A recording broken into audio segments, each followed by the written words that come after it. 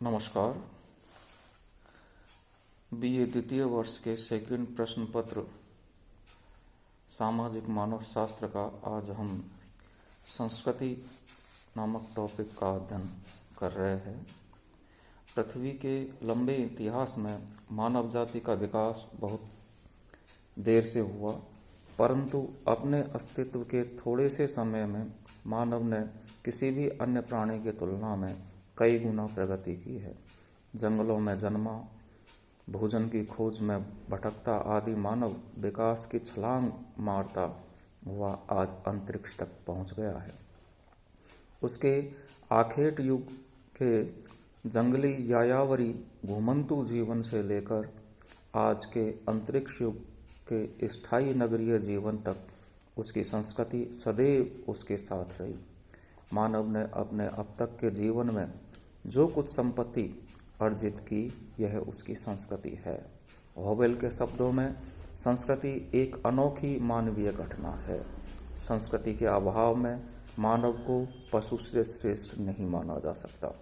संस्कृति ही मानव की श्रेष्ठतम धरोहर है, जिसकी सहायता से मानव पीढ़ी दर पीढ़ी आगे बढ़ता जा रहा है, प्रगति की ओर उन्मुख होता जा रहा है।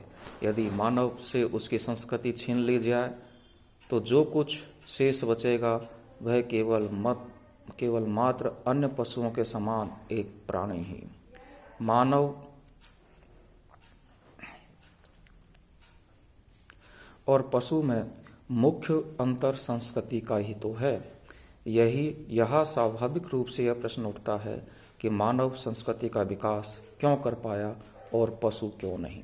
इसका मुख्य कारण यह है कि मनुष्य में कुछ ऐसी शारीरिक और मानसिक क्षमताएं पाई जाती है जो पशुओं में नहीं पाई जाती है। हम उन विशेषताओं के बारे में जिक्र करेंगे जिसकी वजह से मानव संस्कृति के निर्माण में सक्षम हो पाया। मानव में ही यह अद्भुत शक्ति एवं क्षमता मौजूद है जिसके कारण वह संस्कृति का निर्माता कहलाने का अधिकारी है। ये क्षमताएं एवं शक्तियां मानव की अनोखी शारीरिक बनावट के कारण है। लेस्ली व्हाइट ने मानव की उन 5 विशेषताओं का उल्लेख किया है जिनके कारण मानव द्वारा संस्कृति का निर्माण संभव हुआ। हम यहाँ उन विशेषताओं का संक्षेप में उल्लेख करेंगे। नंबर 1 है सीधे खड़े हो सकने की क्षमता। मानव ही एकमात्र ऐसा प्राणी है कि वह सीधा खड़ा हो सकता है। वह अपने दोनों पांवों से चलने फिरने का काम ले सकता है तथा हाथों की सहायता से अन्य कार्य कर सकता है। अन्य प्राणी अपने चारों अंगों से चलने एवं शरीर का भार संभालने का कार्य करते हैं। नंबर 2 है सफलतापूर्वक घुमाए जा सकने वाले हाथ।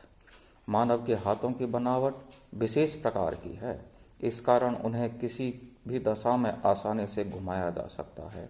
हाथ की बनावट में अंगूठे की विशिष्ट स्थिति होने के कारण किसी भी वस्तु को पकड़ना सरल हो जाता है। अन्य प्राणियों के हाथों में उंगलियों और अंगूठे का यह तालमेल नहीं है। यही कारण है कि मानव अपने हाथों द्वारा अनोखे निर्माण कार्य कर सका। उसने अनेक वस्त्रों, कल कारखानों, सड़कों, भवनों एवं कलाकृतियों का निर्माण किया। लेखन कार्य हाथों की विशिष्ट संरचना के कारण ही संभव हुआ है, जिसके परिणाम स्वरूप उसने मानव ज्ञान को संजोया है और न केवल उसने सुरक्षित ही रखा है वरन बढ़ाया भी है। नंबर 3 विशेषता है तीक्ष्ण एवं केंद्रित की जा सकने वाली दृष्टि। मानव किसी भी वस्तु को टकटकी लगाकर लंबे समय तक देख सकता है। इसके परिणाम स्वरूप उसके द्वारा अवलोकन का कार्य संपन्न हो सका है। इस अवलोकन के आधार पर ही उसने ज्ञान एवं विज्ञान का विकास किया, प्राकृतिक एवं सामाजिक घटनाओं को देखा, निष्कर्ष निकाले और सिद्धांतों का निर्माण किया। 4 विशेषता है मेधावी मस्तिष्क। मानव की सबसे बड़ी क्षमता उसके मेधावी मस्तिष्क में निहित है। उसका मस्तिष्क अन्य प्राणियों की तुलना में कहीं अधिक तर्कशील, विचारशील एवं क्रियाशील है। मानव अपने मेधावी मस्तिष्क के कारण अनेक आविष्कार कर पाया है। कुछ विद्वानों की मान्यता है कि मानव मस्तिष्क एवं पशु मस्तिष्क में केवल मात्रा का अंतर है, प्रकार का नहीं। इस प्रकार के विचार रखने वाले में किंग्सले डेविस, डार्विन एवं लिंटन आदि प्रमुख है। डार्विन का तो मत है कि मानसिक क्षमताओं में मानव और उच्च कोटि के स्तनधारी प्राणियों में कोई आधारभूत अंतर नहीं है, किंतु इस मत को स्वीकार नहीं किया जा सकता, क्योंकि यह मात्रा का अंतर ही होता तो पशु भी कभी न कभी संस्कृति का निर्माण कर ही सकते थे। अतः मानव एवं पशुओं के मस्तिष्क में मात्रा का ही नहीं अपितु प्रकार का भी अंतर है। इस अंतर के कारण ही मानव तर्क कर सकता है और कार्य कारण संबंध ज्ञात कर सकता है। इसी आधार पर मानव ने संस्कृति का निर्माण किया है। नंबर 5वीं विशेषता है प्रतीकों के निर्माण की क्षमता। मानव द्वारा संस्कृति निर्माण को संभव बनाने में उसके द्वारा उपयोग किए जाने वाले प्रतीकों एवं भाषा का भी अमूल्य योगदान रहा है। भाषा एवं प्रतीकों के माध्यम से वह अपने विचारों का सरलता से आदान प्रदान तथा पुरानी पीढ़ी द्वारा नई पीढ़ी को ज्ञान का हस्तांतरण भी कर सकता है।